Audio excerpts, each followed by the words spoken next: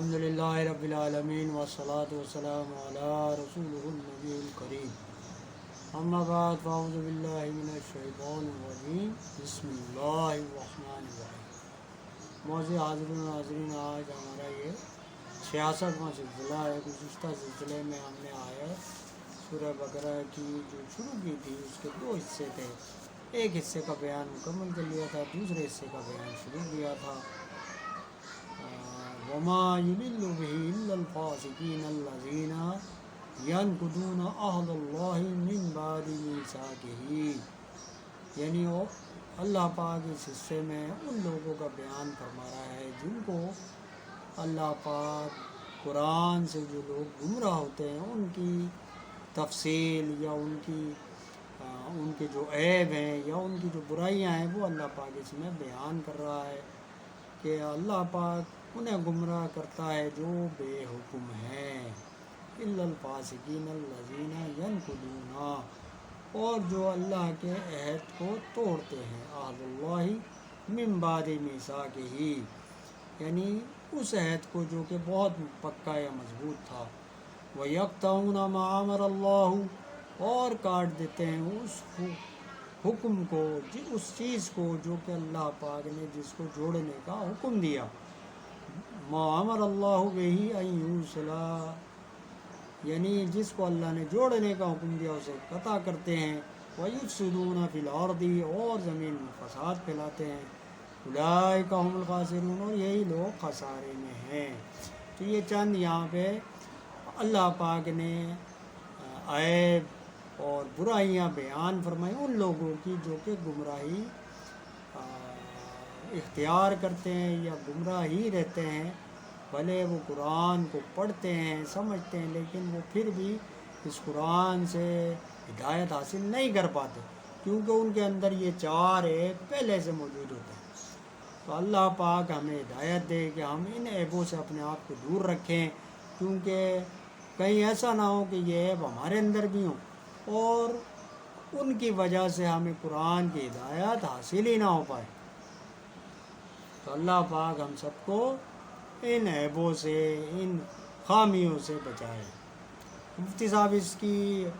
تفسیر ہم نے بیان کر دی تھی، خلاصہ تفسیر بیان کرتے کہ اس سے پہلے معلوم ہوا کہ قرآن کریم سے بعض لوگوں کو گمراہی ملتی ہے، اب بتایا جا رہا ہے کہ وہ گمراہ ہونے والے کون لوگ ہیں۔ تو اس آیت کو دیکھ کے ہر شخص کو اپنے گریبان میں جھانکنا چاہیے اور سوچنا چاہیے کہ کہیں ہم ان لوگوں میں تو شامل نہیں کہ جن کے بارے میں یہاں تفصیل بیان کی جا رہی ہے۔ اب یہاں پہ جو عیب ہیں وہ 4 عیب یا 4 برائیاں ہیں وہ بیان کی جا رہی ہیں۔ پہلی اس میں برائی یہ ہے کہ اللہ تعالیٰ کی اطاعت سے باہر رہے، اس کی ذات و صفات کا انکار کرے، یا یہ یعنی فاسقین میں سے ہو، یعنی اللہ تعالیٰ کا انکار، وحدانیت کا انکار، حضور علیہ السلام کا انکار، کتابوں کا انکار، مقدس کتابوں کا، اور جو علماء مشائخ ہیں ان کا انکار کرنا، یہ وہ عیب ہیں، وہ خصوصیت ہے جس کی وجہ سے انسان کبھی قرآن سے ہدایت حاصل کر ہی نہیں سکتا۔ دوسرا عیب جو بیان کیا گیا وہ یہ کہ اللہ تعالیٰ سے جو عہد کیا تھا بڑا مضبوط تھا،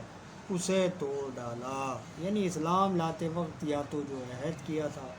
اسے توڑ دیا، یا ایمان پہ قائم ہوتے ہوئے اللہ تعالیٰ سے ہم نے جو عہد کیا تھا میثاق کے دن، اس عہد کو ہم نے توڑ ڈالا اور اللہ تعالیٰ کی نافرمانی میں پڑ گئے، یا پھر ہم نے اپنے پیر و مرشد سے یا اپنے اساتذہ سے، علماء مشائخ سے جو ہم نے وعدہ کیا تھا کہ ہم دنیا میں یہ نیک کام کریں گے، برے کاموں کو چھوڑ دیں گے، وہ ہم نے توڑ دیا۔ تو یہاں پہ یہ تمام عہد یا وعدے یہاں پہ بیان ہو سکتے ہیں۔ تیسرا یہ کہ جن حقوق کی ادائیگی کا اللہ پاک نے حکم دیا یا جن رشتوں کا اللہ پاک نے جوڑنے کا حکم دیا ان کو توڑ ڈالا، یا تو اہل خانہ کی خیال نہیں رکھا، ان کے حقوق ادا نہیں کرے، قرابت داروں کے حقوق ادا نہ کرے، یا پھر اللہ رب العزت سے جو تعلق تھا وہ خراب کیا، انبیاء السلام کی عزت ناموس نہیں کی، قرآنی یا مقدس کتابوں کا عزت ناموس کا خیال نہیں کیا، یا پھر ہم نے عام مسلمانوں کے ساتھ بھی اپنا جو تعلق تھا وہ ختم کر دیا، اور ہم کسی کے لیے بھلائی کا سبب نہیں بن سکے، بلکہ ہر ایک کے لیے ہم نے برائی کو ہی بہتر جانا، اور سب کو ہم سے برائی ہی نصیب ہوئی۔ تو ایسا شخص بھی کبھی قرآن سے ہدایت حاصل نہیں کر سکتا۔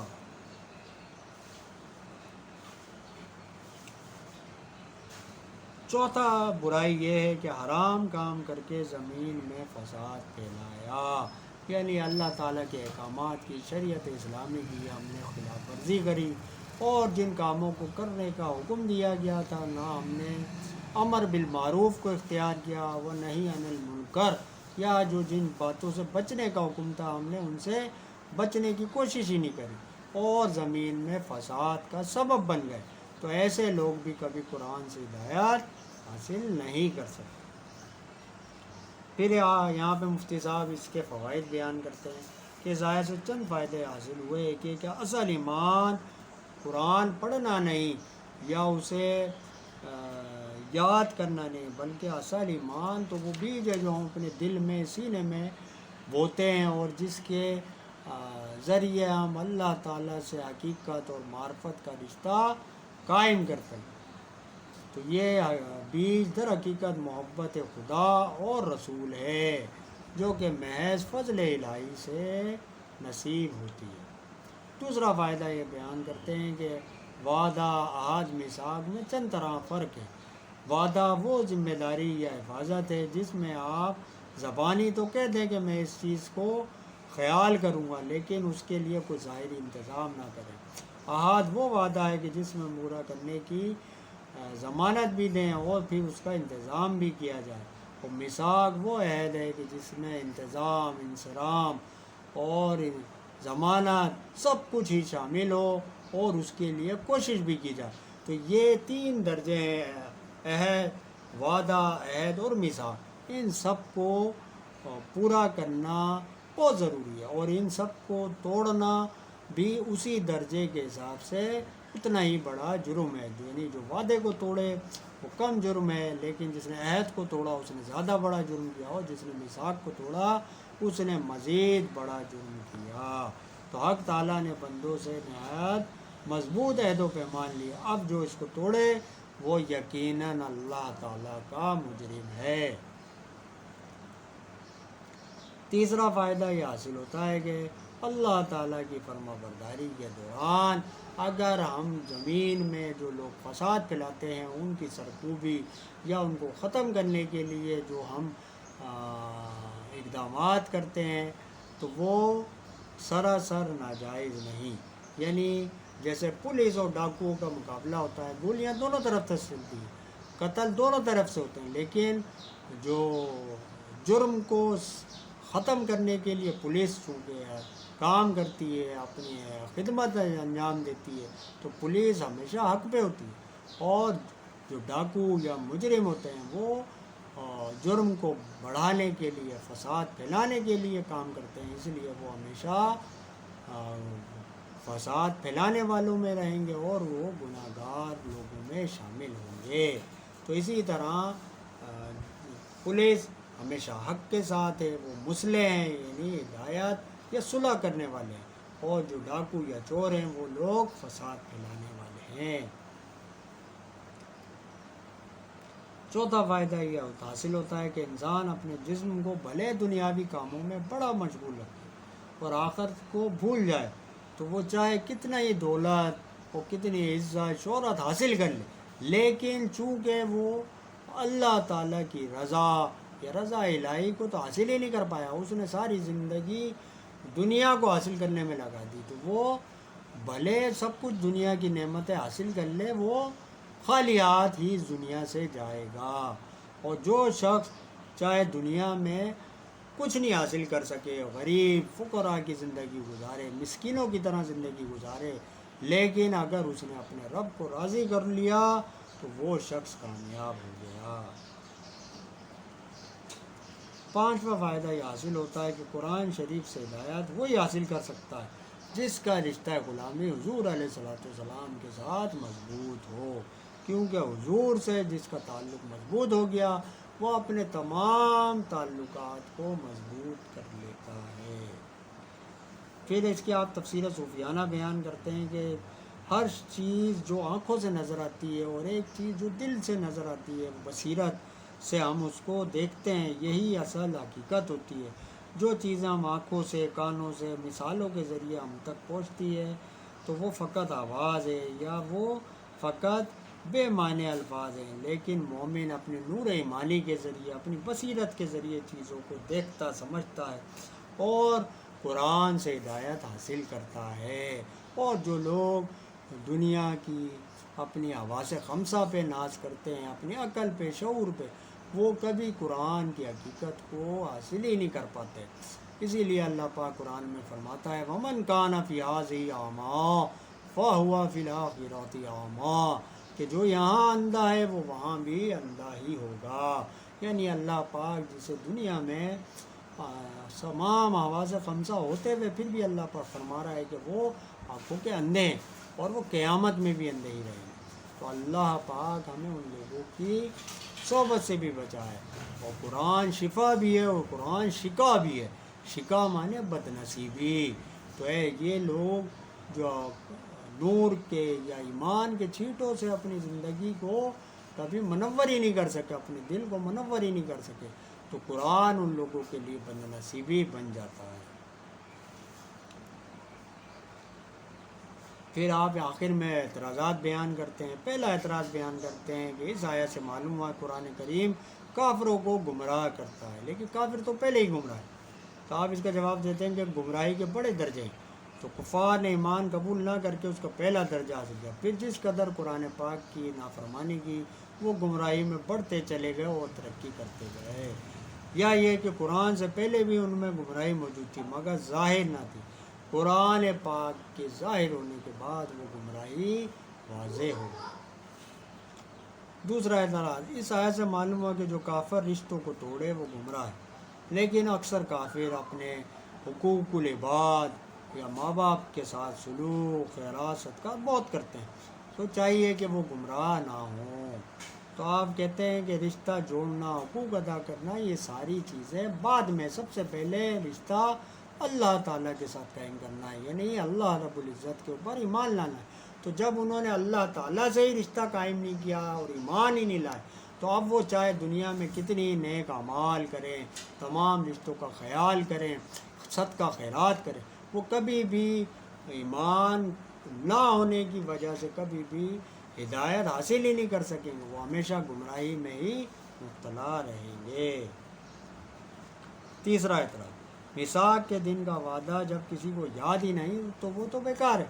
آپ فرماتے ہیں کہ بیکار جب ہوتا ہے کہ جب کوئی انہیں یاد ہی نہیں دلاتا۔ قرآن بار بار یاد دلاتا ہے، علماء مشائخ یاد دلاتے ہیں، حضور علیہ الصلوۃ والسلام نے ہمیں یاد دلایا، تو آپ کوئی شخص یہ کیسے کہہ سکتا ہے کہ یہ وعدہ یا یہ میثاق بیکار ہے، کیونکہ وہ ہمیں بار بار یاد دلایا جا رہا ہے، تو ہمیں وہ بھلے بھول گئے لیکن اب تو ہمیں وہ دوبارہ یاد دلا دیا گیا، تو اب ہمیں اس کو ماننا ہے اور اس کو یاد رکھنا ہے۔